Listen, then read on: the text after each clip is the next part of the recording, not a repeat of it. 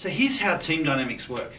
When a team is formed, I think this is the trajectory that most teams typically take. I know that looks really sad, but when teams start, there is a natural suspicion between people in a team when they don't know each other and they do things differently to what was expected. There are all sorts of assumptions and concerns that are raised when people don't understand how they're wired. And as a result, they start to get passive aggressive, and they'll often do things like work around each other and just stay within their silos and stay within the networks they're in. But ultimately it leads to failure.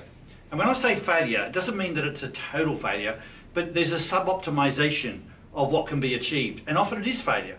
Whether that failure is in attrition, in missed deadlines, in poor cycle times, in reworking effort, the point is it's not optimal.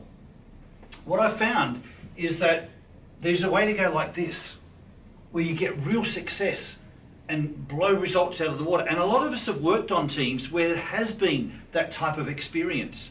So the question is, what was it that converted it from being a downward curve to an upward curve of success? And I've found that there's an important inflection point.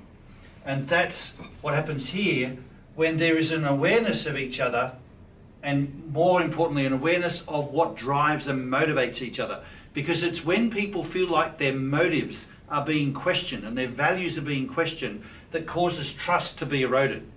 When instead, through an awareness of each other's drives and motivations, you can build trust, and not just trust, but to have a platform of trust, a framework on which the trust is based. And that's what the instinctive drive system does.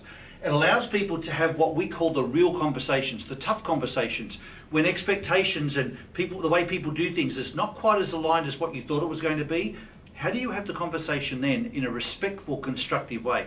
And when you can have real conversations on those tough issues, that's what allows collaboration to be really successful. And it's when collaboration works that companies achieve their goals and have the real success. So building that level of awareness to create the trust is the critical inflection point that makes the difference.